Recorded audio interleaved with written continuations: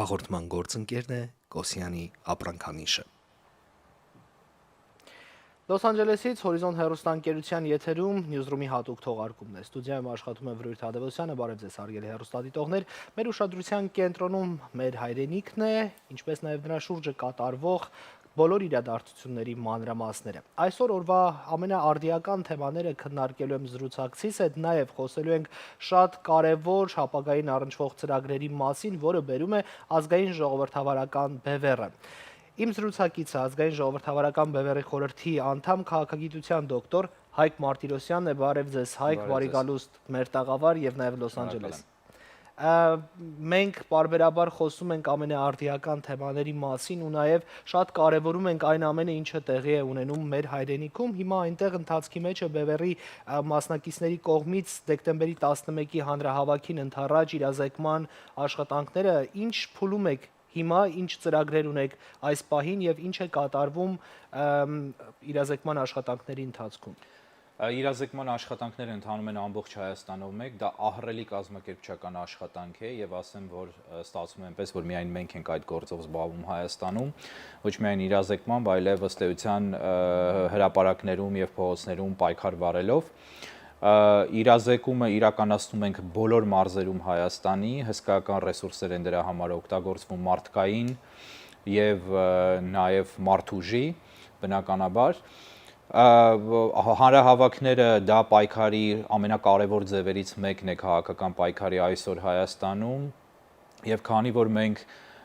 խնդրի լուծումը տեսնում ենք քաղաքական պայքարի միջոցով, ապա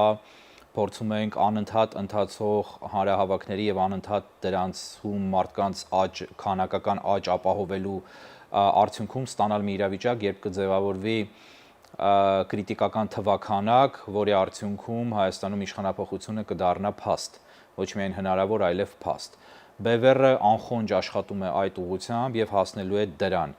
Որն է հիմնական նպատակը, ձեր հարցին պատասխանեմ, հիմնական նպատակը թող ճոռոմ չհնչի, դա Հայաստանը փրկելն է։ Հայաստանը կործանվում է, իսկ կործանվող մի բանը կամ կործանվում, ավարտվում է, վերջանում է, կամ փրկվում է։ Հիմա երկիրը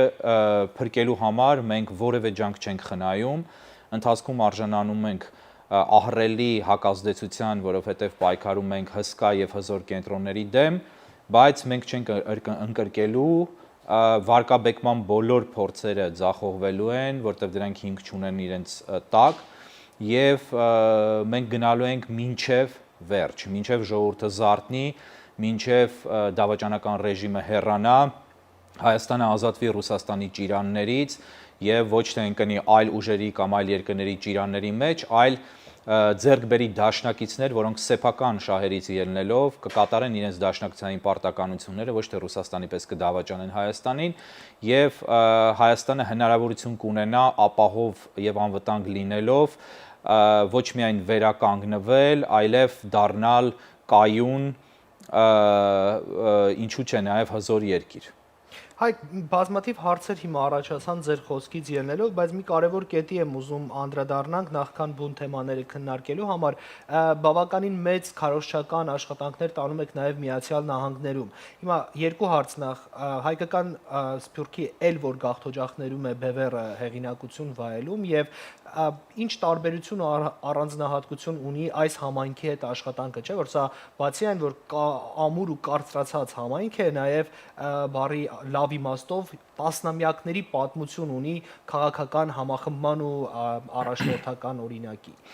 Աշխատանքներ տանելը եւ աջակցություն վայելելը ես մեկ համատեքստում չէի նայի, որովհետեւ երկրներ կան, որտեղ մենք ունենք աջակցություն, բայց աշխատանքներ չեն տարվում, օրինակ բերեմ տարօրինակ շատերի համար օրինակ Իսլանդիայում կան բևեռի աջակիցներ, ընդհանրապես հայերը շատ քիչ են Իսլանդիայում, պատկերացնում եք, չէ՞, Իսլանդիան։ Եվ ասեմ ձեզ, որ բևեռի համակիրներ կան Իսլանդիայում,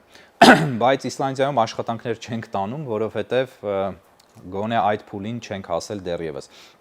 Եվ այդպես բազում երկրներ կան, Նոր Զելանդիայում եւ Ավստրալիայում էլ ունենք աջակցություն, բայց աշխատանքներ չենք տանում, ցավոք սրտի։ Փոխարենը աշխատանքներ տանում ենք այստեղ Միացյալ Նահանգներում, աշխատանքներ տարվում են Եվրոպայում, աշխատանքներ տարվում են այդ թվում նաև Ռուսաստանում, բայց Ռուսաստանում մենք որևէ ակտիվ այսպես ինչ որ մասնակցություն չունենք այդ աշխատանքներին, համայնքում մեր աջակիցները ինքնակազմակերպվում են անում են, այնպես չի որ այստեղ մենք կազմակերպում ենք, այստեղ նույնպես ինքնակազմակերպվում են աջակիցները եւ աջակիցների խմբերը, ակումբներ են ստեղծում։ Մենք իհարկե աշխատում ենք այս համայնքի հետ այն առումով, որ տեղեկատվություն ենք տրամադրում համայնքին եւ գիտակցում ենք, որ սա ամենահզոր համայնքն է հայկական, սա ամենակարևոր համայնքներից մեկն է, ամենակարող համայնքներից մեկն է եւ այս համայնքի գերակշիռ մեծամասնությունը հիմա այլևս հայաստանցիներ են, որոնք անտարբեր չեն Հայաստանի ճակատագրի նկատմամբ, բայց ասեմ նաև, որ կան այսպես կոչված հին սփյուռքի ներկայացուցիչներ կամ հին սփյուռքահայեր, որոնք նույնպես Բևեռի համակիրներ են եւ նրանք իհարկե տեսակարգաշռով մի փոքր զիջում են հայաստանցիներին թվականակով, բայց նրանք նույնպես գալիս են դեպի Բևեռ եւ փորձում են հարցերի պատասխաններ ստանալ, որն էլ մենք անում ենք։ Այսինքն հիմնականում տեղեկատվական աշխատանք է եւ իրազեկման աշխատանք է կատարվում եւ իհարկե փոխադարձ կապ կա թե Միացյալ Նահանգների եւ թե այլ հիմնական կենտրոնական համայնքների հետ։ Մենք Արևելյան ափում ունենք համակիրների լուրջ խումբ, մենք ունենք Եվրոպայում լուրջ կառույցներ, Բելգիայում, Ֆրանսիայում, Գերմանիայում եւ տարբեր տեղերում ուղղակի աջակիցներ նույնպես ունենք։ Ամենակարևոր հանգամանքներից մեկը այն է, որ Սփյուռքը պետք է հասկանա, որ քաղաքականությունը անվճար չի լինում եւ եթե քաղաքականությունը անվճար է, ապա դրա համար վճարում են այն ուժերը, որոնք քաղաքացիներին տեսանելի չեն եւ ցավոք սրտի 30 տարի այդ ուժերը վճարել են քաղաքականության համար եւ պարտադրել են իրենց կանոններ, իսկ այդ ուժերը ակնհայտ է, որ Մոսկվան է եւ Մոսկվայից կառավարվող օլիգարխները։ Հիմա առաջին անգամ Հայաստանի եւ հայ քաղաքական մշակույթի պատմության մեջ առաջին անգամ Բևեռն է, որ grassroots movement է ստեղծել, այսինքն պարզ քաղաքացիներից, աջակիցներից բաղկացած նաև ֆինանսական աջակցության բազա է ստեղծվում եւ այս բազայի դերը անչափ կարեւոր է, որովհետեւ սա նշանակում է, որ ժողովուրդը ինքն է պատվիրակում, ժողովուրդ ասելով ես նկատի չունեմ միայն հայաստանցիներին, կամ Հայաստանի բնակչությանը, նկատի ունեմ նաև Սփյուռքի հայ ազգի բնակչությանը եւ Սփյուռքի հայ ազգի բնակչությունը նույնպես մասնակցում է այս միջոցով Հայաստանում քաղաքականություն վարելուն, որը ոչ թե օգնություն է մեզ Բևեռին, որտեղ ասեմ ձեզ Բևեռի անդամներից որևէ մեկը աջակցությունից որևէ Սփյուռքից եկող եւ ընդհանրապես որևէ դոլար սեփական գրպանը չի դնում, սա ոսկե կանոն է Բևեռում եւ Բևեռի խորհրդում։ Փոխարենը մարդիկ աստիճանաբար սկսում են հասկանալ, որ թեկուզ փոքր նվիրատվություններով իրենք մասնակցում են քաղաքականությանը եւ դաշտը չեն թողնում օլիգարխներին, որոնք սնվում են Ռուսաստանից կամ ուղղակի ուղիղ Մոսկվայից հովանավորվող ռուսական պրոյեկտներին, որpիսի հետո այդ ամենը իրենց քթից բերվի։ Եվ սա առաջինն է, դժվար է, բայց առաջինն է։ Եվ այս համատեքստում ուզում եմ ասել, որ անչափ կարևոր է, որ Սփյուռքում մեր հայրենակիցները հասկանան եւ ազգակիցները հասկանան, որ իրենք ոչ թե դրանով աջակցում են անգամ ազգային ժողովրդարական Բևեռին, այլ իրենք մասնակցում են Բևեռի գործին այս ձևաչափով, որովհետև այնտեղ մենք զբաղվում ենք քաղաքականությամբ, Բևեռի խորհրդի անդամները բոլորը քաղաքական գործիչներ են, բայց ինչպես պետք է մասնակցեն այն մարդիկ, որոնք սրտացավ են։ Եթե հավատում են գաղափարախոսությանը եւ հասկանում են մենք ինչ ենք ասում եւ գիտակցում են, որ սա միակ ճանապարհն է եւ Բևեռը այդ ճանապարհի կրողն է, այդ ճանապարհային քարտեզի հեղինակն ու առաջ տանողն է, օրակարգերը առաջ մղողն է, ապա իրենց մասնակցությունը մեր ընդհանուր պայքարին դա ոչ թե ողորմություն է, ոչ թե օգնություն է, այլ դա ֆինանսական մասնակցություն է Հայաստանը փրկելու գործին ըստ էության, որովհետև սա էլ ասեմ 30 տարի, դրանից առաջ 70 տարի, բայց 30 տարու վրա կենտրոնանանք, 30 տարի վարվել է քաղաքական մի գիծ, որը այլընտրանք առաջին էշելոնի տեսանելիության առումով չի ունեցել, հրապարակում այլընտրանքը պոպուլյար չի եղել, թեև այդ այլընտրանքը կար, եւ արդյունքում ամբողջությամբ մենք եկել ենք եւ աղետի ենք մատնվել։ Հիմա Այս աղետի արդյունքում մենք պետք է վերլուծենք եւ հասկանանք ինչն էր սխալ։ Բևերը վերլուծել է, Բևերը դա վերլուծել էր մինչև աղետը եւ ասում էր, որ այս աղետը լինելու է այս քաղաքականության արդյունքում, դա արտաքին եւ ներքին քաղաքականությունն է, երկրի արտաքին վեկտորն է Ռուսաստանի գաղութ լինելու եւ ներքինում արտաքինից պարտադրված շարունակական ռեժիմների իշխանության մնալն ու Հայաստանը ռուսական գծի մեջ պահելն է, ինչը արել են բոլոր ռեժիմները, ներառյալ Փաշինյանի ռեժիմը, եւ սա հանգեցրել է աղետի։ Բևերը առաջարկում է փոփոխություն։ Եվ սա կարծում եմ, որ բազում սփյուռքի մեր հայրենակիցները արդեն հասկանում են, եւ սա է պատճառը, որ Բևերի հեղինակությունը սրընթաց աճում է։ Սա է նաեւ պատճառը, որ Բևերին անընդհատ փորձում են հեղինակազրկել, ստերով, մեղադրանքներով, զրպարտանքներով կամ հորինովի բաներով, որոնց տակ դնում են 0.1% ինչ որ ճշմարտության, ինչ որ մի մասնիկ եւ դրա վրա կառուցում են ստի կայսրություն։ Սա է հիմնականում, որ Սփյուռքի մասնակցությունը Հայաստանի քաղաքական կյանքին, սա է հիմնականում եւ այդ խողովակը երկիրը փրկելու եւ երկրին աջակցելու այսօր Բևերն է։ Հիմա առանձին մի քանի կետի ես ուզում եմ ավելի մանրամասն կանգ առնելով անդրադառնանք, որովհետև համենայն դեպս ինձ համար մի քիչ հակասական հայտարարություններ են հնչում, բայց եթե սխալվում եմ, ուզում եմ ինձ ուղղեք եւ նաեւ ես այդպիսով ուզում եմ ինձ համար էլ ինչ որ մի բան པարզ լինի, հետեւյալն է հարցը։ Դուք մի կողմից առաջարկում եք հակառուսական ճանապարհը, որը Ռուսաստանին բոլոր գործընթացներից դուրս մղելն է, սա նաև ուղիղ մեջբերում է, նաև նշում եք, որ հայկական սփյուռքից սրընթաց աճում է ըստ էության ձեր հեղինակությունը, բայց չէ որ եթե հավատանք Ռուսաստանի Դաշնության նախագահին, այնտեղ ըստ էության ավելի շատ հայ է ապրում, քան Հայաստանի Հանրապետությունում։ Արդյոք չեք կորցնում այդպիսի մի մեծ համակիրների բանակ, ովքեր մեծ հաշվով պատճառները միգուցե շատ մանր են չխորանանք, բայց մեծ հաշվով ուղակի չեն սատարի ձեզ, այլ կշարունակեն ապրել այնպես, ինչպես ապրել են, լինելով Ռուսաստանի Դաշնության մի մասը քաղաքացի, մի մասը պարզապես ապրելով այնտեղ։ Եվ դրանից բխող մեկ ուրիշ հարց կա։ Դուք առաջարկում եք առաջին հարցին, որ չմոռանանք։ Կարծում եմ ծավալուն է լինելու համեցեք։ Այո, բայց սիրով երկրորդին նույնպես կպատասխանեմ, ուղղակի որպեսզի չմոռանամ, ծավալուն էր հարցը։ Եվ բազմակողմանի պատասխան է ակնկալում։ Առաջին հերթին Բևերը այս գործով չի զբաղվում, որպեսզի համակիրներ ունենա, եւ սրանում է մեր ամենահիմնական տարբերություններից մեկը մնացած բոլոր քաղաքական ուժերից, որոնք գործել են Հայաստանում։ Մեր խնդիրը, մեր վերջնակետն է, դա Հայաստանի փրկությունն է եւ Հայաստանի աղետալի 100-ամյա ընթացքը, քաղաքական ընթացքը փոխելը։ Դա մեր առաքելությունն է, դա մեր գործն է, դա մեր ֆոկուսի կենտրոնն է։ Հետևաբար մեզ անկեղծ ասած չի հետաքրքրում համակիրների քանակը այն առումով, որ մենք պոպուլիզմով չենք զբաղվելու, որպեսզի համակիրների քանակը ավելանա կամ պակասի։ Տվյալ դեպքում պոպուլիզմը ձեր ասացի առումով կարող է վերաբերել միայն Ռուսաստանի հայությանը,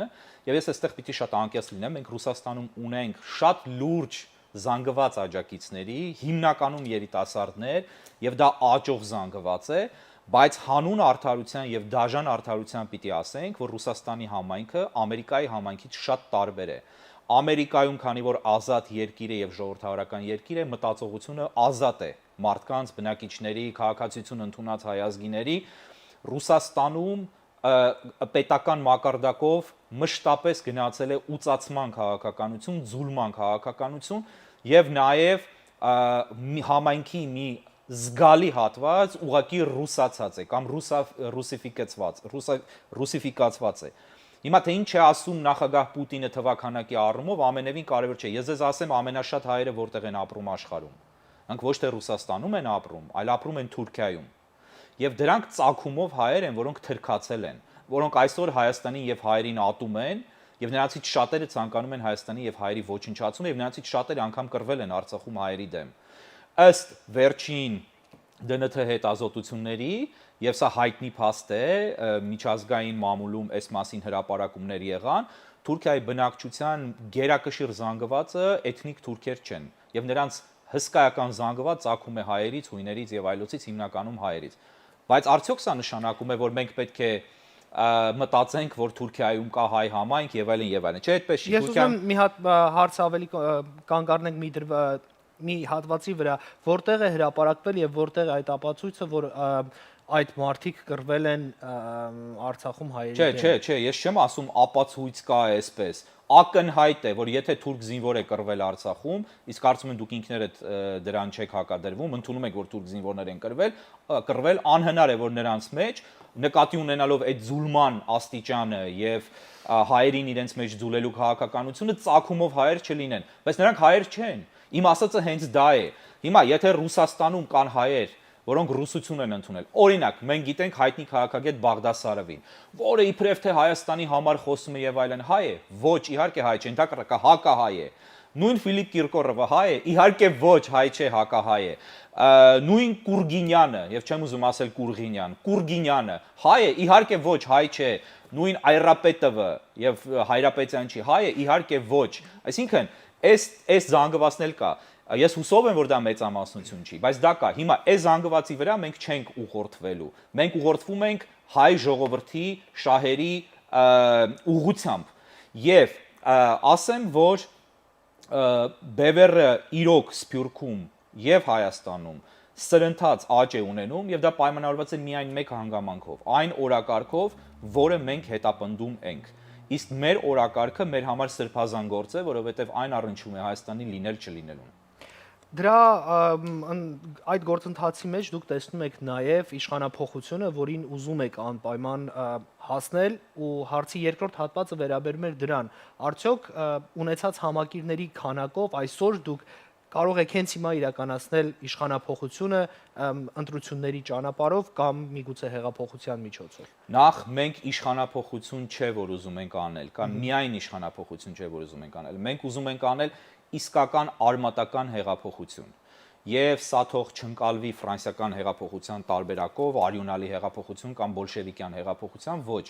Հեղափոխությունը դա համակարգային փոփոխությունն է։ Մենք ուզում ենք վռնդել այս ռեժիմը դավաճանական, մենք ուզում ենք եւ արտաքին քաղաքական ողջ համակարգը փոխել, եւ ներքին քաղաքական, եւ կադրային խնդիրը լուծել Հայաստանում, եւ բնակչության խնդիրը լուծել, եւ շատ կարեւոր է սոցիալական խնդիրը լուծել, որտեղ սոցիալական եւ տնտեսական մեխանիզմները, որոնք ներդրված են Հայաստանում, դրանք Հայաստանը քանդելուն են ուղղված եղել, դրանք թելադրված են եղել Մոսկվայի կողմից, Կրեմլի կողմից։ Իմիջիայլոց նախորդ հարցի հետ կապված ձեր ասեմ, որ մենք հակառուսական չենք, այս բառը հայերենում սխալ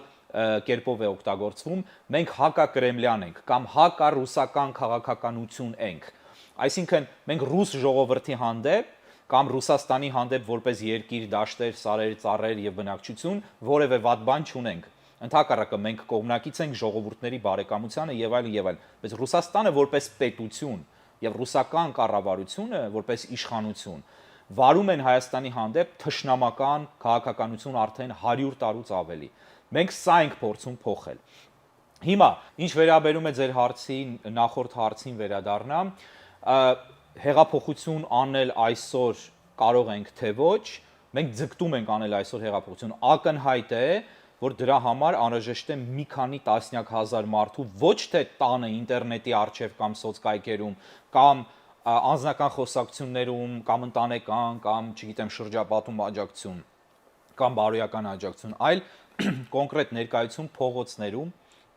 եւ հրապարակներում։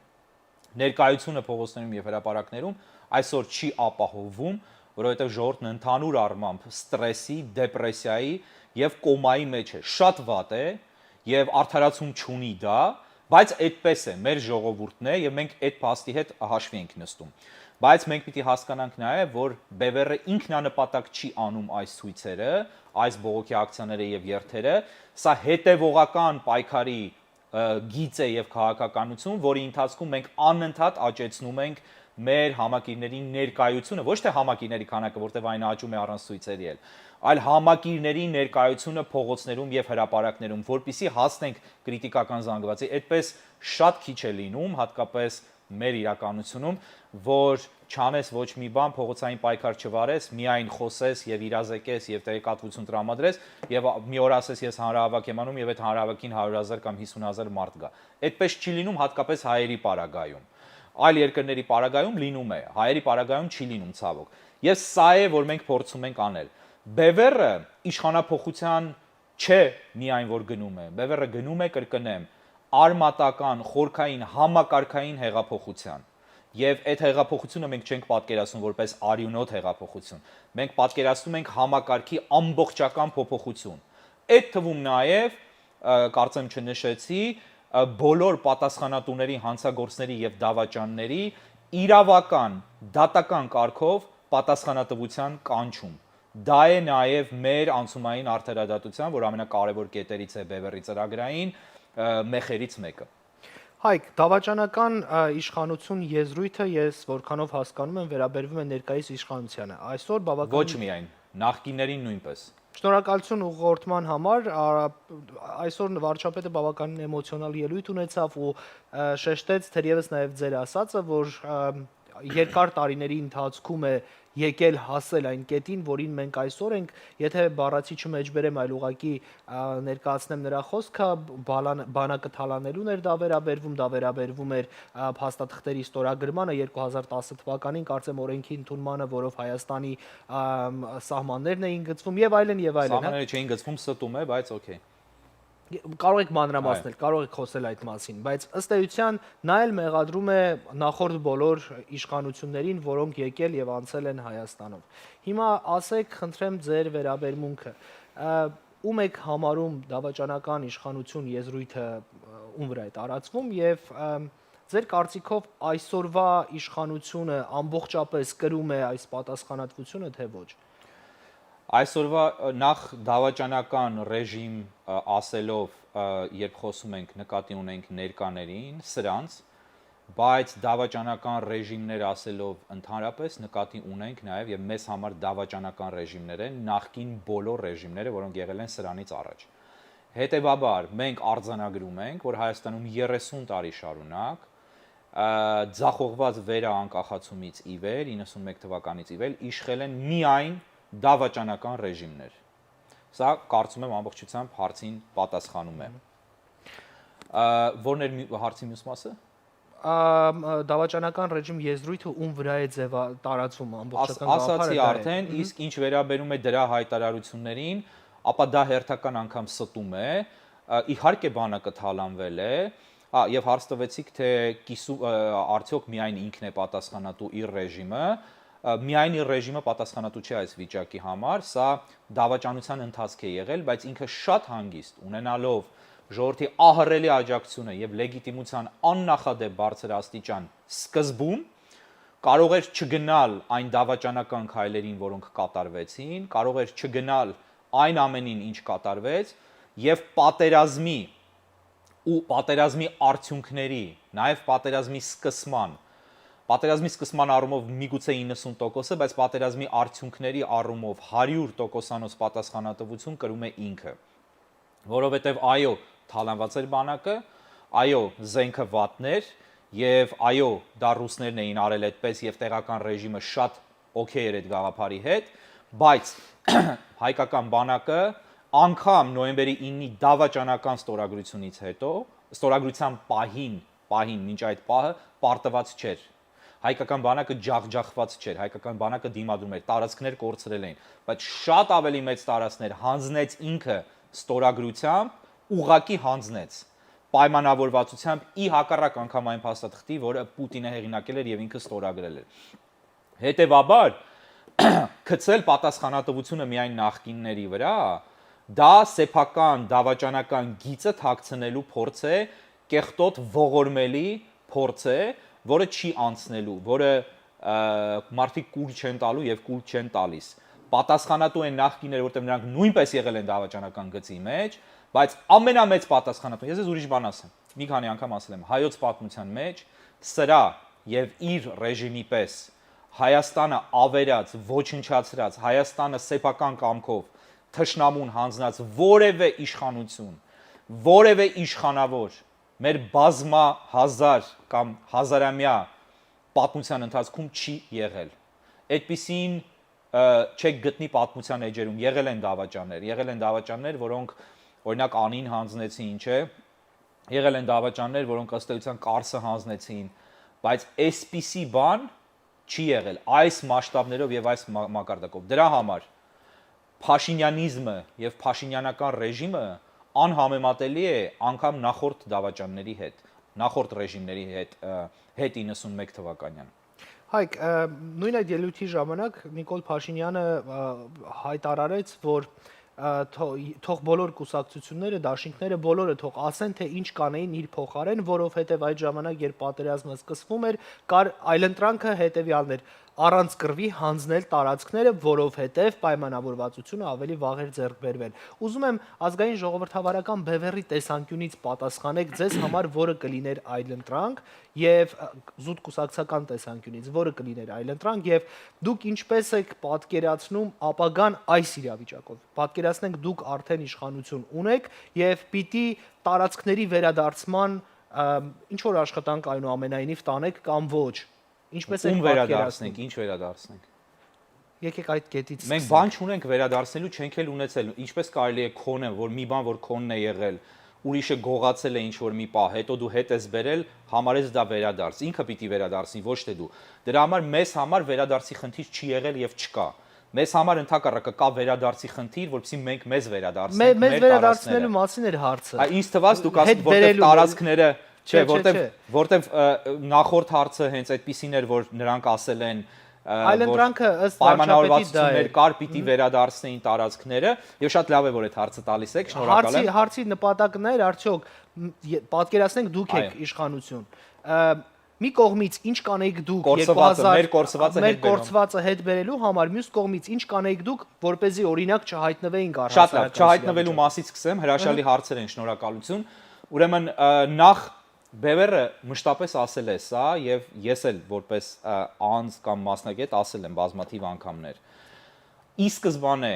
94 թվականից եւ անգամ դրանից առաջ, երբ ազատագրվում էին 7 շրջանները, որոնք խորհրդային Ադրբեջանի մաս էին եղել, բայց իրականում մեծ Արցախի մաս էին եւ Հայաստանի Հանրապետության մաս են իրավականորեն, մինչեւ այսօր շարունակում են մնալ Հայաստանի Հանրապետության մաս, թեև օկուպացված։ Այդ շրջանները ազատագրելիս, քանի որ դավաճաններ էին իշխում Հայաստանում դեռ այն ժամանակ, գաղափարախոսությունը հետևյալն էր եւ Քոչյանի վերջին տեսանյութը կա, Քոչյանը նախագահ չէր երկրի, Լևոնն էր, բայց Քոչյանը նույնպես կիսում էր այդ տեսակետները ակնհայտորեն եւ դա երևում է, երբ ասում է, որ մենք ազատագրում ենք մենք զբաղեցնում ենք այդ տարածքները, որպեսզի հետո ճակերտների մեջ վերադարձնենք, բայց ինքը վերադարձնել բառը ասում է հավատալով։ Ռուս լրագրողին տված հարցազրույց է, որը YouTube-ում կար, հուսով եմ չեն հեռացրել։ Հիմա այս մենթալիտետով, երբ դու հող ես ազատագրում, պահելը շատ դժվար է լինում։ Իսկ ինչպես կարող ես փոխել այդ ընթացքը։ Հետո ես ձեզ ասեմ, քաղաքականության մեջ չկա այդպիսի բան։ Հիմա խոսք տվեց, 10 տարի հետո, 30 տարի հետո իրականացրեց։ Գիտեք ինչ կա, դա Չինաստան, Բրիտանիա պայմանագիրը չի Հոնկոնգի մասին վարձակալության, ստորագրում են 50 տարի, 100 տարի հետո տարածքներ են հանձնում, վերադարձում եւ այլն օրինական տերերին են էլ։ Այստեղ գործ ենք ունեցել Մոսկվայից թելադրված դավաճանական գծի հետ։ Մոսկվան մշտապես հակված է եղել կարևորել Ադրբեջանը շատ ավելի, անգամ 90-ականներին։ Հիմա երբ այդ գիծը կա, որն է լուծումը, ինչպես անել, ուղղակի պետք էր մեջտեղ հանել Հայաստանի Հանրապետության, այսպես ասած, կադաստրային թղթերը սեփական տարածքի նկատմամբ, որը ազգերի լիգայի հայտնի որոշումն է, Վուդրո Վիլսոնի իրավարար վճիռն է, եւ ասել, որ այ սա է հիմքը, սրանք Հայաստանի Հանրապետության տարածքներ եւ մենք չենք բանակցելու Հայաստանի Հանրապետության տարածքները հետ տալու համար։ Հետ տալու խորհրդային Ադրբեջանին, որը այլևս չկա, իսկ մինչ այդ այն եղել է Հայաստանի Հանրապետություն եւ շարունակում է մնալ Հայաստանի Հանրապետություն։ Բռնակցված է եղել Ադրբեջանը, այսինքն մենք այլ խոսքերով ասած չենք հանձնելու։ Երբ որ դու դա անում ես, աշխարհը սկսում է քո տեսակետը ընկալել եւ մանավանդ, քանի որ միջազգայինորեն ընդունված ամենաբարձր դասակարգի փաստաթղթեր ունես, դու իսկ այդ փաստաթղթերը մենք ունենք, բայց մեր դավաճանները ծաղրում են այդ փաստաթղթերի գոյություն։ Մեր դավաճանները այնքան հեռու են գնում, որ մի կատարյալ ավանակություն եւ ապուշություն են ասում, որ անասնականություն է կամ դավաճանություն։ Ասում են, որ Սևրի պայմանագիրը վավերական չէ։ Այն դեպքում, երբ որ Սևրի պայմանագրի հիման վրա կամ դրա արդյունքում ստեղծվել են Լիբանանի պետությունը, Սիրիայի պետությունը, Իրաքը, ամբողջ Մերձավոր Արևելքը։ Այսինքն վերաձևվել է աշխարհը Սևրի պայմանագրի հիման վրա, եւ հիմա սրանք ողորմելի մի ինչ որ խմբակ, տգետ ինչ որ միջավայրում փորձում են լայն շրջանակների հասարակական գիտակցությունը պղտորել եւ պատմական համաշխարհային կարեւորության իրադարձությունը ապա ներկայացնել։ Եվ դա չի հաջողվելու։ Հիմա Բևերը ինչ կաներ, որ սա չլիներ։ Առաջին հերթին Բևերը չէր գնա Ռուսաստանին ստրկացման ճանապարհով, տեսնելով որ Ռուսաստանը չի զինում եւ երաշխիքներ է տալիս, ասում է մի զինվեք, կամ ես Ադրբեջանին էլ եմ զինում, ձեզ էլ մի քիչ զենք եմ տալիս, ճիշտ է, խոտան եմ տալիս հիմնականում, կամ իմ հին զենքերն եմ տալիս ձեզ, բայց ես անում եմ այնինչ անում եմ եւ ես ձեր անվտանգությունը կապում եմ Ադրբեջանից։ Այս ամենը տեսնելով, եթե Բևերը լիներ իշխանության անցած տարիների ընթացքում կամ տասնամյակների, Բևերը արտաքին քաղաքական կուրսը կփոխեր եւ դա կաներ այնպես, որ ռուսները իրենք ամեն ջանք կգործադրեին Հայաստանի հետ բարեկամություն անելու եւ հարգելու, ոչ թե տրորելու եւ այսպես ստրկուհու պես վարվելու եւ այնպես կվարվեին Հայաստանի հետ, ինչպես հիմա վարվում են Վրաստանի հետ, հարգանքով, զգուշավորությամբ։ Նույն Վրաստանի եւ Ուկրաինայի օրինակով մենք տեսանք, որ ռուսական կուրսից շեղվողների ճակատագիրն այնուամենայնիվ բարեհաջող ընթացք չի ունենում։ Ով է ասում, հրաշալի ընթացք է ունենում, հրաշալի։ Ուղղակի մի քիչ այլ երանգ ունի հարցս։ Այս իրավիճակում մենք պատրաստ ենք դիմակայելու հակառուսական հարցից ճիշտ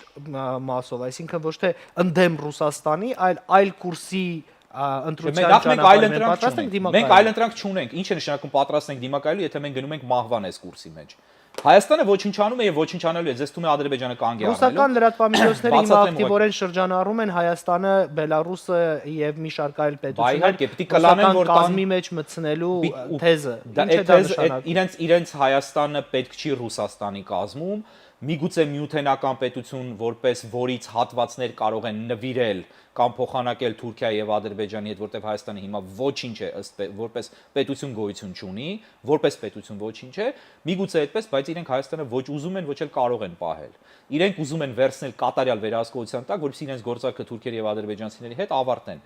Հիմա ես ձեզ նախորդ հարցին փորձեմ պատասխանել, ուղղակի միտքս կտրվում է անընդհատ։ Երբ որ նախ Ուկրաինան եւ Վրաստանը շահել են մեծապես։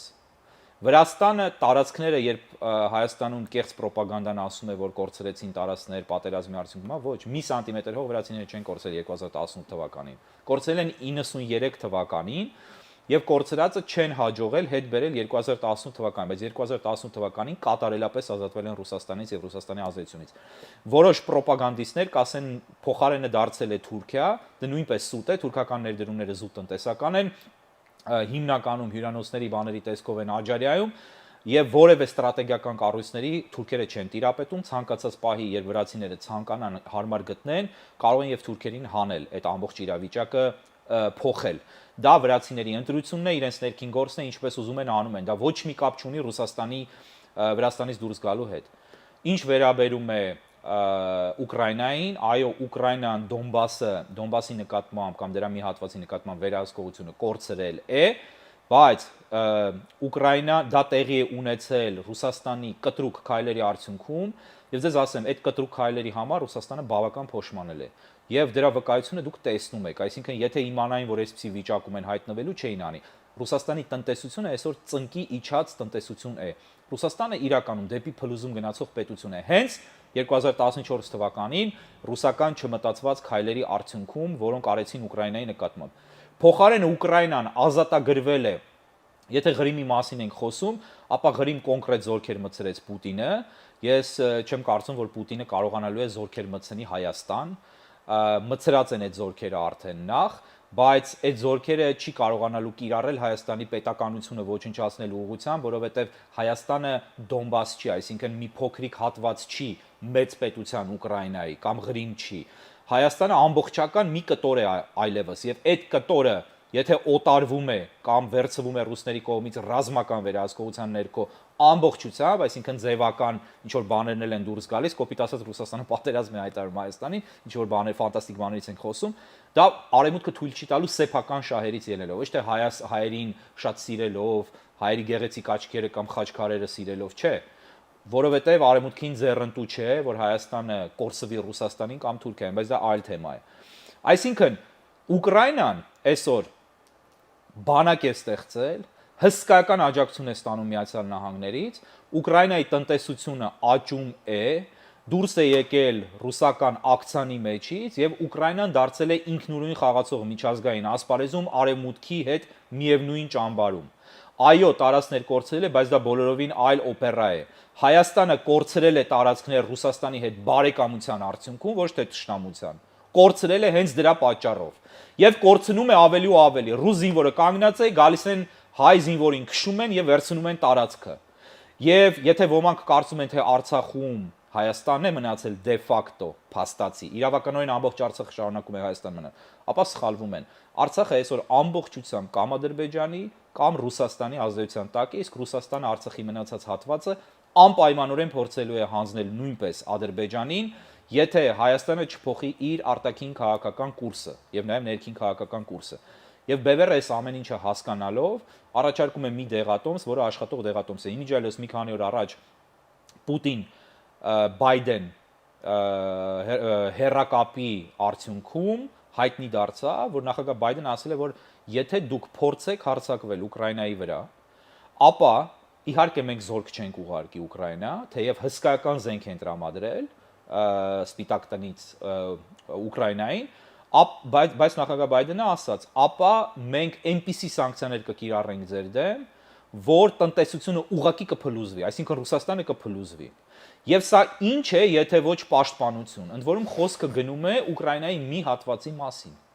Իսկ այստեղ Հայաստանն է, որի կենսունակությունը եւ որի Միացյալ Նահանգների հետ բարեկամ դաշնակից լինելը անչափ կարևոր կռվան է արևմուտքի համար տարածաշրջանում ներկայություն եւ դաշնակիցներ ունենալու առումով եւ Թուրքիային թույլ չտալու առումով, որպեսզի Թուրքիան հսկայական դառնա, միավորվի Ադրբեջանի հետ Հայաստանի վրայով, գնա դեպի թուրքական աշխարհ եւ դառնա անկառավարելի մրցակից ու նաեւ թշնամի եւ հակառակորդ արևմուտքին, մասնավորապես Միացյալ Նահանգներին, Ֆրանսիային, Եվրամիությանը։ Այս բաները մենք պիտի հասկանանք։ Բևերը հասկանում է, ռուսական եւ թուրքական ռոպագանդան Հայաստանում աշխատում են շատ ուժեղ, նրանք հակազդում են մեզ, փորձում են մեզ վարկաբեկելով, մեր թեզերը ծաղրելով, մեր թեզերը վարկաբեկելով իրենց նպատակների իրագործմանը հասնել եւ ցավոք սրտի կան հայ դավաճաններ, որոնք համագործակցում են, որոնք պիտի կանգնեն դատարանի առջև հետո եւ կա ժողովրդական մի զանգված կամ հասարակական մի զանգված, որը չի հասկանում եւ տրվում է այդ բաներին։ Հայկ, շատ ժամանակ այլևս չունենք, բայց այնուամենայնիվ ուզում եմ խոսենք նաև տարածքային ճանապարհային ավտոճանապարհների ապաշրջափակման թեմայի մասին։ Ձեր վերաբերմունքը այդ խնդրին եւ արդյոք կարծում եք, որ Հայաստանը Ադրբեջանի ու Թուրքիայի հետ պիտի ազատ հաղորդակցային միջոցներ ունենա, ընդհանուր մինչեւ նաև Ադրբեջանով դեպի Ռուսաստան։ Ադրբեջանով դեպի Ռուսաստան Հայաստանը երբեք չի ունենալու կապ, որովհետեւ կարող է մի քանի երկաթուղի գնա, օրինակ Սուքիասյանների բեռները շարժվեն առաջ եւ հետ, բայց դա երբեք ապահով ճանապարհ չի լինելու։ Մեկ երկրորդ հերթին դա ճանապարհների ապաշրջափակում չէ, դա Հայաստանի շրջափակման կատարելագործում եւ ավարտում է, որովհետեւ կան քաղցր կոնֆետներ, որոնք թույն են պարունակում։ Եվ սա այդ կոնֆետներից մեկն է։ Ընդհանրապես չի կարելի Թուրքիային Հայաստանի վրայով եւ Ադրբեջանին որևէ ճանապարհ տրամադրել։ Այստեղ խնդիրը Հայաստանի վրայով տրամադրելն է, ոչ թե ստանալ եւ օգուտ ստանալ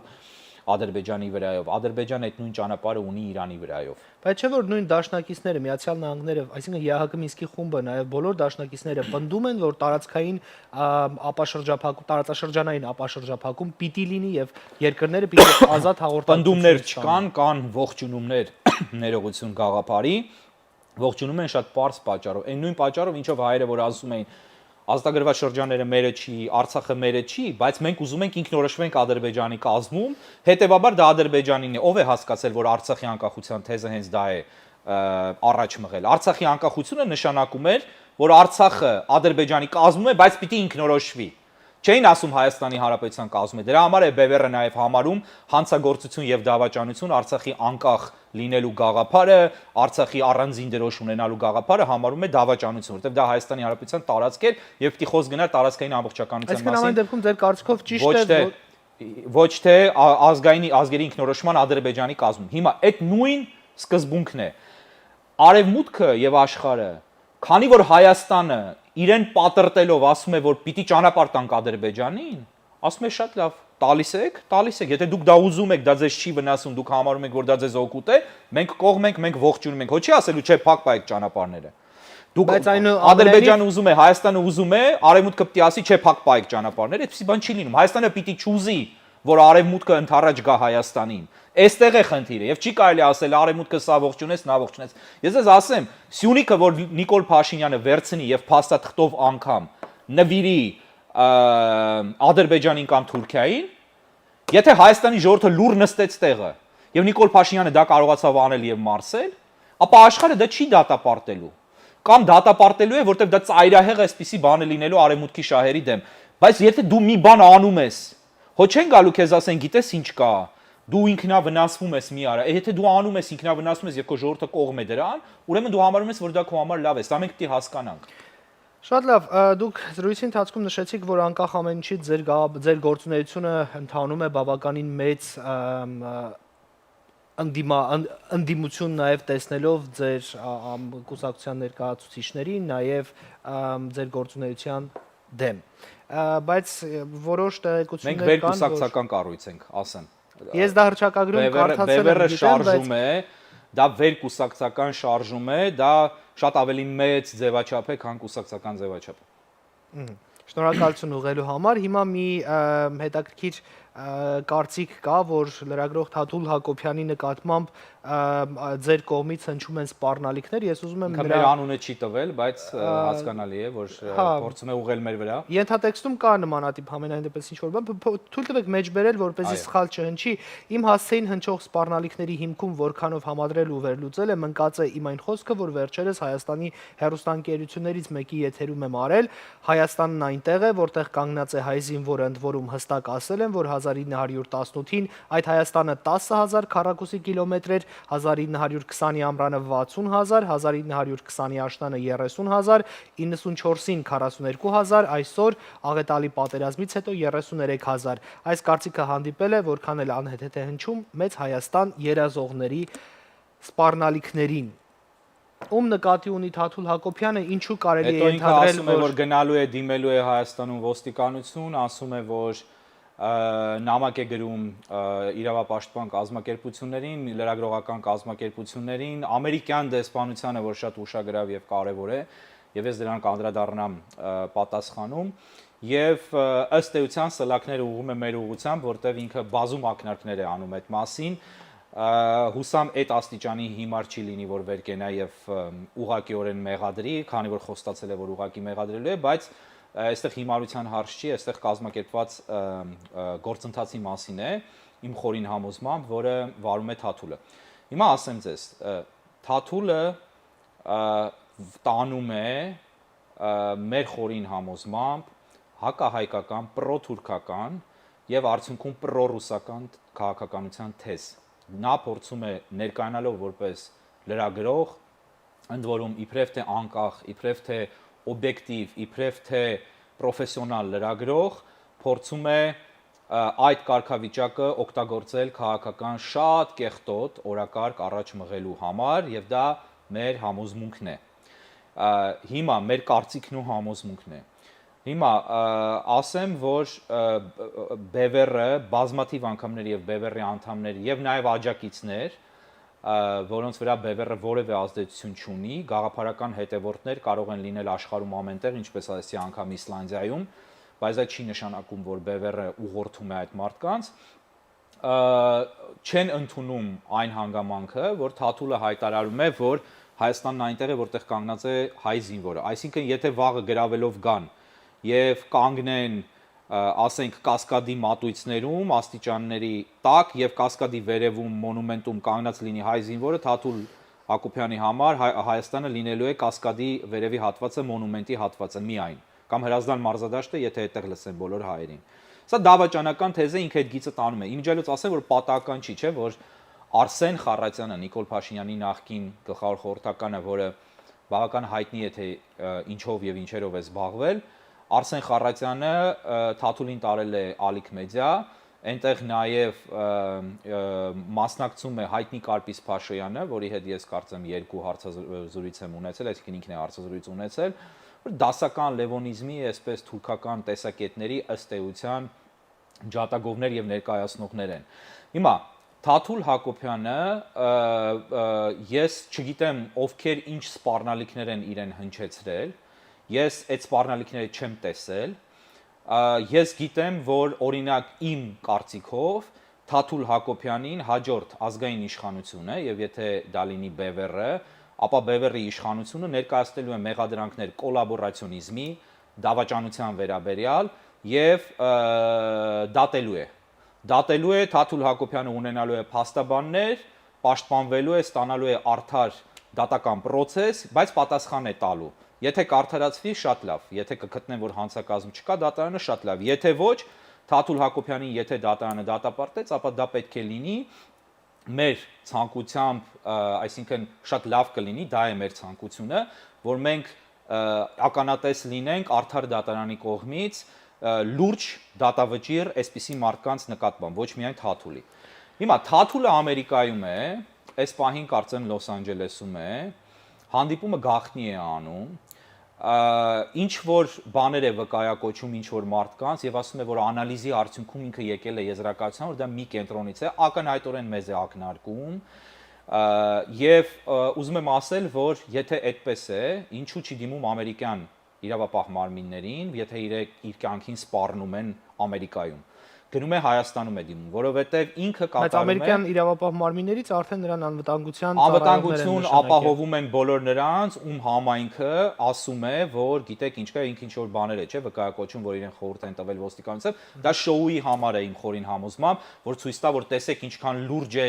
իմ հանդեպ բաները։ Թաթուլի կյանքը որևէ մեկի պետք չի, Թաթուլը պետք է դատարանում մեղադրյալի աթոռին, հասկանում եք։ Թաթուրին ես չեմ կարծում, որ կարող են գտնվել թեկուզ BVR-ի աջակիցներ, որոնք թեև, չգիտեմ, ինչ սկրինշոթեր է ինքը ցույց տալու կամ ում ես որևէ բան չեմ տեսել, որ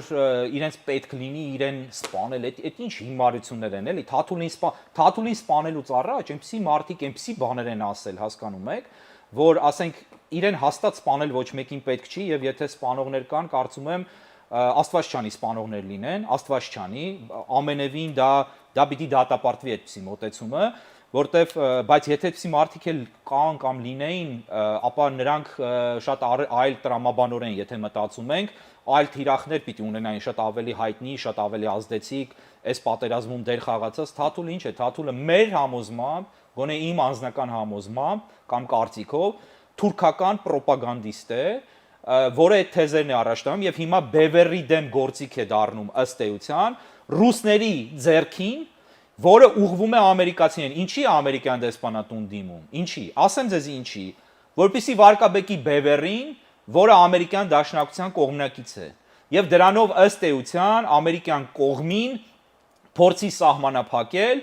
BVR-ին դիտարկելու որպես դաշնակից։ Հասկանում եք ինչ է անում։ Սա քաղաքական կեղտոտ պայքար է, որտեղ հիմա նա ներքաշում է նրանց։ Եվ եթե քննադատական բաներ եղել են, իսկ ես ինքս Թաթուլին բազմաթիվ քննադատել եմ, Թաթուլը մեզ այդ թվում եւ Ազատություն ռադիոկայանի եթերում բազմաթիվ անգամներ քննադատել եք սուտ կեղծիքներ խոսելով կամ կեղծիքներով ավելի շուտ, այսպես պարուրելով եւ խոսելով Արա Պապյանի մասին, փաստերը փոխելով Արա Պապյանի տղաների մասին, իմ մասին հանդիպել ինֆորմացիան, դուք փորձել եք իրավականորեն պատասխանատվության կանչել, իրավական դաշտ բերել նրան այդ հայտարարություններից հետո։ Չէ, ինչ հայտարարություններ, որ ասենք ինքը պատմական փաստերը կեղծ բաներով պարուրում, պաճուճում եւ ներկայացնում է կեղծ ձևով։ Ինչ դա մենք պիտի գնանք Թաթուլ Հակոբյանին հիմա դատենք, այսինքն լավ, հայք ձեր մոտեցումը པարզ է, մենք էլ ժամանակ չունենք, ուզում եմ վերջում ձեր խոսքը ամփոփելու հնարավորություն տամ, այնուամենայնիվ ես հասկանում եմ բավականին ծավալուն զրույց ունեցանք ու նաեւ շատ հարցեր չենք հասցնի քննարկել այդ կարճ ժամանակահատվածում, բայց ամփոփեք ձեր խոսքը ուղղված մեր ժողովրդին, մեր հեռուստադիտողներին, իսկ Թաթուլ Հակոբյանին այնուամենայնիվ կարծում եմ առիթ կլինի ես եւս զրուցեմ նրա հետ Զրուցեք նրա հետ հնարավորությունը հանուն օբյեկտիվության եւ արդարության, եկեք այդ թեման ավարտենք, համեցեք, ամփոփենք։ Պիտի հասկանանք, որ Հայաստանը կործանվում է եւ Հայաստանը ոչնչացման եզրին է կանգնած։ Սա քաղաքականություն է, որը վարվում է Ռուսաստանի, Թուրքիայի եւ Ադրբեջանի ջանքերով եւ նրանք երբևէ կանգ չեն առնելու, քանի կա ստատուս քվոն, քանի կա այն իրականությունը, որը կա Հայաստանում։ Միակ տարբերակը ելքի անընդհատ կործանումներից 100 տարվա մեջ մենք 2 անգամ կորցրել ենք մեր հայրենիքի զգալի մասը,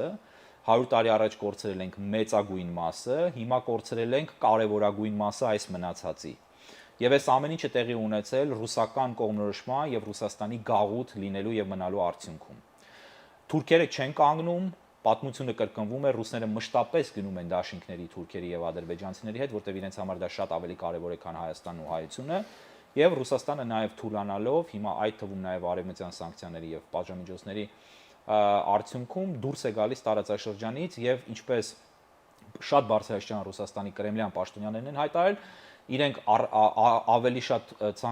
կցանկանան Հայաստանը զիջել թուրքերին, քան որևէ պարագայում այն զիջել արևմուտքին, Միացյալ Նահանգներին եւ այլն, ընդ որում զիջելու են ոչ թե որպես գաղութ արդեն արևմուտքին, այլ որպես դաշնակից։ Այս օղակը պիտի կոտրվի։ Հայաստանում այսօր ես չեմ տեսնում որևէ մեկ այլ ուժ, որը զգալի ուժ է, որը լուրջ ուժ է, որը պայքարում է այս օրակարգի դեմ, որը ասում է, որ մենք չունենք այլ ընտրանք, մենք չենք կարող դուրս չգալ այս օղակից։ Եվ նրանք, ովքեր վախենում են, ասում են, այս օղակից դուրս գանք, ռուսները սա կանեն, ռուսները դա անում են եւ անելու են մինչեւ վերջ։ Ռուսները ուղղակի ուզում են, որ մենք մորթվելուց, երբ Թուրքի դանակը մեզ կմորթի, որպես երկիր, պետություն եւ ժողովուրդ, մենք քնած լինենք, որպեսզի շատ ձայն եւ աղմուկ չհանենք եւ հեշտ լինի գործը անելը։ Չեն ուզում ջղաձգվենք։ Իսկ մենք չենք ուզում մորթվել ընդհանրապես։ Բևեռը չի ուզում մորթվել։ Հետևաբար բանն է, Արա Պապյանը շատ լավ բաներ գրել, ստատուս էր գրել, ասացի իմաստը հետեւյալն է, սրանով փորձեմ եզրափակել, որ վախենալ Ռուսաստանի ազդեցությունից դուրս գալուց եւ վեկտոր փոխելը նույնն է, ինչ սպանվելուց վախենալով ինքնասպանություն գործել։ Մոտավորապես այսպեսի մի բաներ գրել եւ դա է իրականությունը։ Վախենում ենք ռուսների տիրապետությունից դուրս գալ եւ մնում ենք ռուսների տիրապետության տակ, որ միևնույն է սպանվելու ենք, այսինքն։ Սա է, Բևերը առաջարկում է այլ օրակարգ, ըստ էության այլ ուժեր ես չեմ տեսնում, որոնք այդ օրակարգը առաջարկում են, չեմ տեսնում այլ ուժեր, որոնք իզորու են անել այն, ինչ մենք ենք անում,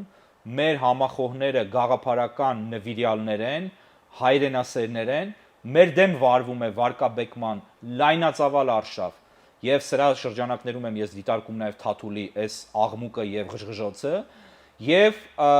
ասեմ նաեւ որ Սփյուռքը եւ այս համայնքը պետք է դադարի մասնակցել որևէ սոցիալական ծրագրերի Հայաստանում, որովհետեւ ինչ արեցին Արցախում սոցիալական այդ հրաշալի ծրագրերը, որ արեցին մեծ նվիրմամբ եւ նվիրատվություններով, բոլորը գնաց թշնամուն։ Հիմա Հայաստանն է գնալու թշնամուն, ժամանակն է մասնակցել քաղաքական կյանքը փոխելուն, քաղաքականությունը փոխելուն, որպեսզի մենք պետություն ստեղծենք։ Բևերը ստեղծելու է պետություն, չի վերստեղծելու, որտեղ չկա պետություն, պիտի ստեղծի զրոյից։ Պետք է աջակցել Բևերին, այսքանը։ Ես կարծում եմ թույլ տվեք մի կետում չհամաձայնել, բայց քանի որ կարծում եմ շատ ցավոտ չի լինի, այնուամենայնիվ շեշտեմ, անկախ ամեն ինչից Սփյուռքը պիտի շարունակի սոցիալական ծրագրերին մասնակցելը, բայց միևնույն ժամանակ չդադարի նաև։ Չէ, որ ասում եմ պիտի դադարի, չեմ ասում բացարձակապես, ես սա պատկերավոր եմ ասում, այսինքն պիտի հասկանանք, լավ, այսպես ձևակերպենք, գոնե սոցիալական որ բառացի չընկալվի, որոշակի սոցիալական բաներ, այո, պետք է անել, բայց պիտի հասկանանք, որ հիվանդանոցներ կառուցել, ջրագծեր քաշել, ֆինանսավորել, դպրոցներ նորոգել, չգիտեմ ինչեր անել, այդ ամեն ինչը անտեղի է լինելու, եթե մենք քաղաքականությունը չենք փոխում, եթե մենք երկիրը պետություն չենք դարձնում։ Ձեր ասացի ճշմարտությունը չեմ հերքում, ճիշտ է, ճշմարտության հետ համաձայն եմ, բայց այնուամենայնիվ ես կարծում եմ, որ անկախ ամեն ինչից յուրաքանչյուր ոք պիտի իր աշխատանքով զբաղվի եւ դրանով հանդերձ նաեւ փորձի ուժեղացնել իր հայրենիքը։ Եթե կան քաղաքական համախոհներ, միանշանակ, այո, ես մեծ սիրով նաև կաջակցեմ այդ մարդկանց հարթակ տրամադրելով, թող աջակցեն հայրենիքի քաղաքական վերաշինությանը։ Եթե կան բժիշկներ, ովքեր հիվանդանոց են կառուցում եւ գիտեն, որ բուժելու են թեկուզ մեկ հաշմանդամ զինվորի, ես կաջակցեմ այդ բժիշկներին։ Թող պետություն ստեղծվի, թող այս ռեժիմը գնա եւ հետո հարյուրավոր այդպիսի հիվանդանոցներ են կառուցելու։ Այս ռեժիմի տակ ոչ մի հիվանդանոց նորմալ չի աշխատելու։ Տեղի ունենալու են ինչ տեղի ունեցավ Մայք Սարյանի նվիրատվությունների հետ եւ Մայք Սարյանը խոսեց։ Տեղի ունենալու են ինչ տեղի ունենում առողջապահական համակարգում։ Այն ինչ տեղի ունեցել նախորդ ռեժիմների օրոք։ Ձեր տեսակետը բարձր է, ես հասկանում եմ, նաեւ հասկանում եմ բազմաթիվ հեռուստադիտողների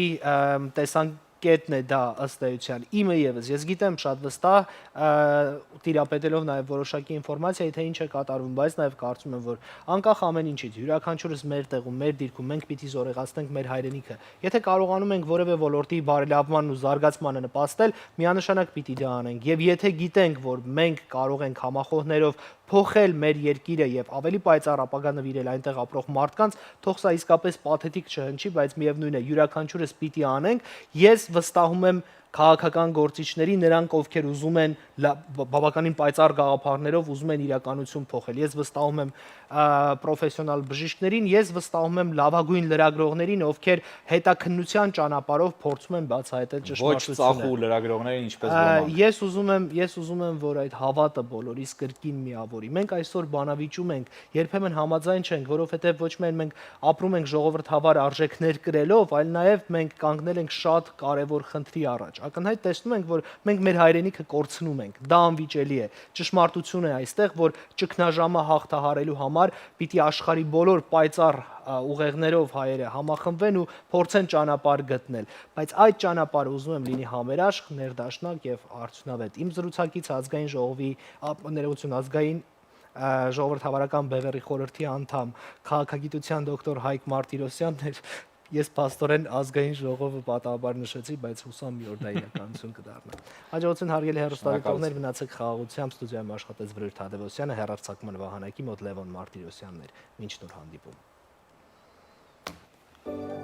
The love for beauty comes in many forms. Timeless architecture.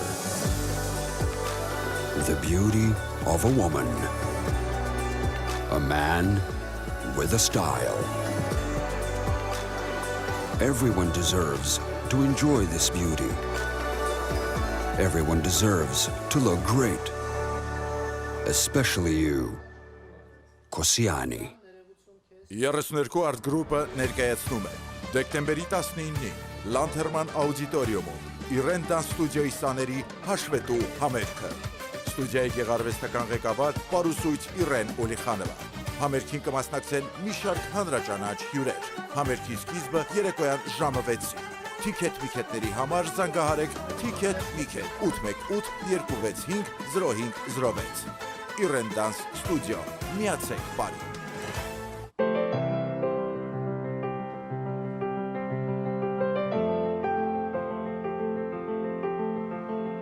Արեգս ոնց եմ ուզում ձերքդ բռնել։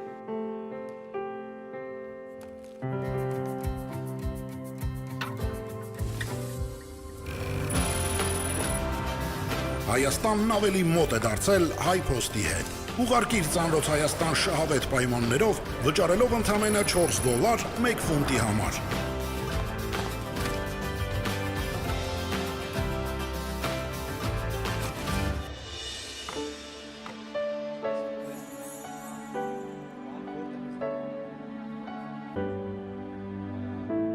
Ամերիկայի ցանկացած նահանգից առաքիր ծանրոցդ HiPost-ի Լոս Անջելեսի գրասենյակ, իսկ մենք կհասցնենք այն Հայաստան, քո հարազատի տուն։ $4 ֆունտի համար եւ ծանրոցդ Հայաստանում է։ HiPost, քո մարդիկ ամենուր։ Գլենդելի հենց սրտում գտնվող Viva Vein կենտրոնում բժշկական գիտությունների դոկտոր Ֆարաջ Հաննա Ալկասն իրականացնում է բարձրակարգ բուժ սպասարկում արյունատար անոթների հետ կապված բոլոր խնդիրներով։ Ստորին վերջույթների անոթային անբավարարության, խցանումների, վարիկոզ երակների, զարկերակային հիվանդությունների եւ երակային այլ պաթոլոգիաների արագ բացահայտում, կանխարգելում եւ իհարկե անհապաղ բուժում նորագույն տեխնոլոգիաներով։ Այստեղ ընդունվում են Medicare եւ այլ գրեթե բոլոր առողջական ապահովագրությունները։ Մանրամասների համար այցելեք վեբսայթ կամ զանգահարեք 818 745 64 63։ Տարիների ընթացքում ձեռք եք բերում սեփականություն, կուտակում եք մեծ գումարներ,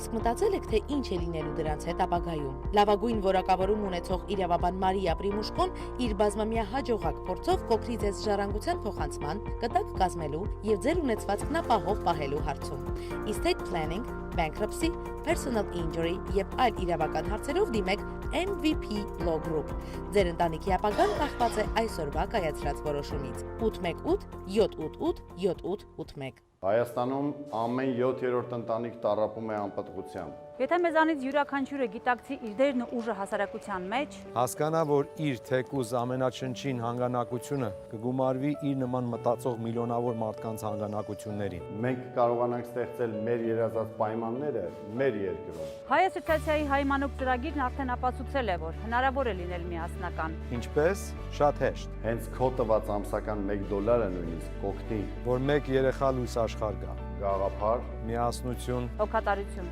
այս 3 բաղադրիչներով ենք մենք առաջնորդվում եւ դրա պտուղները քաղում ենք բոլորս։